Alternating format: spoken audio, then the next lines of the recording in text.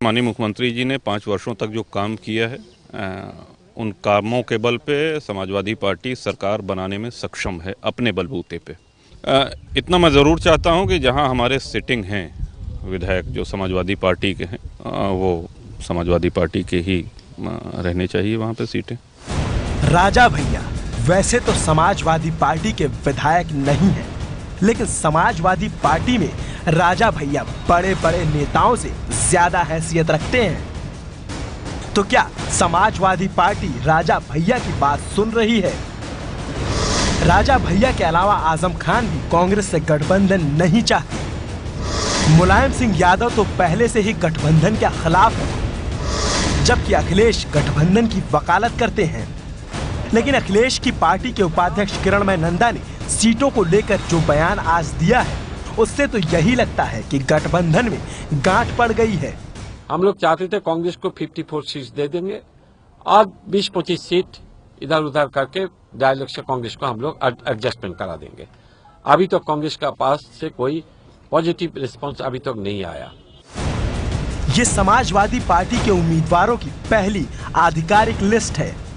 पहली लिस्ट में 191 उम्मीदवारों के नाम घोषित किए गए हैं। आपको बता दें कि 2012 में इनमें से एसपी ने 97 सीटों पर जीत दर्ज की थी, जबकि कांग्रेस की सिटिंग 9 सीटों पर भी अखिलेश ने अपने उम्मीदवार उतार दिए हैं। इन 9 सीटों में शामली, शाना, खुर्जा, हापुड़, मथुरा जैसी सीटें शामिल हैं।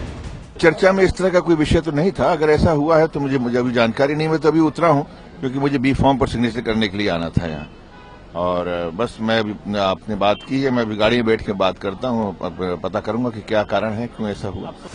इसके साथ ही एसपी ने ऐसी कई सीटों पर उम्मीदवार उतार दिए हैं जहां कांग्रेस 2012 में दूसरे नंबर पर रही थी, जबकि किरणमय नंदा 2 दिन से कह रहे थे कि उम्मीदवार फॉर्मूले के हिसाब से उतारे जाएंगे। सुनिए क्या फॉर्मूला दिया था नंदा ने। ऊपर होता है 2012 में जहां हम लोग फर्स्ट पोजीशन में, कांग्रेस फर्स्ट पोजीशन में, वो सीट छोड़ के जहां हम लोग सेकंड पोजीशन में, अलग पार्टी जीत गया, कांग्रेस नहीं है, वो सीट हमारा।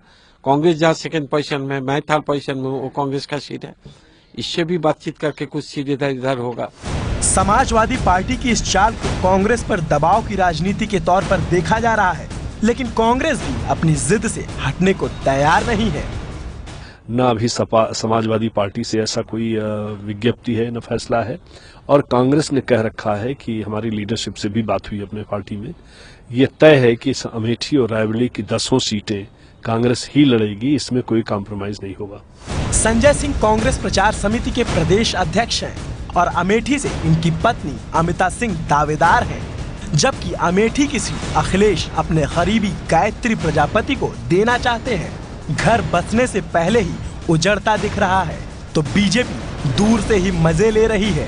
गठबंधन की घोषणा के बाद सूची का प्रकाशन अपने आप में यह स्पष्ट कर रहा है कि गठबंधन, महागठबंधन, ठगबंधन के बीच में अविश्वास की दरार है। बीजेपी तो यही चाहती थी कि कांग्रेस और एसपी में गठबंधन ना हो। आरएलडी ने तो पहले ही अपने आप को अलग कर लिया है।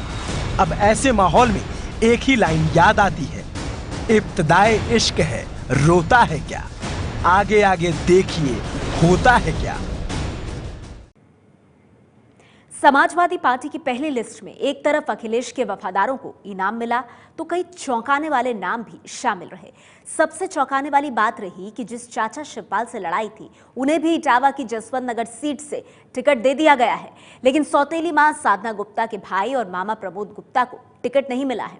इसके अलावा मंत्री अरविंद गोप को भी बाराबंकी की रामनगर सीट से टिकट मिला है। आजम खान के बेटे अब्दुल्ला को रामपुर की स्वार सीट से टिकट दिया गया है। वहीं नरेश अग्रवाल के बेटे नितिन अग्रवाल को हरदोई से मैदान में उतारा गया है।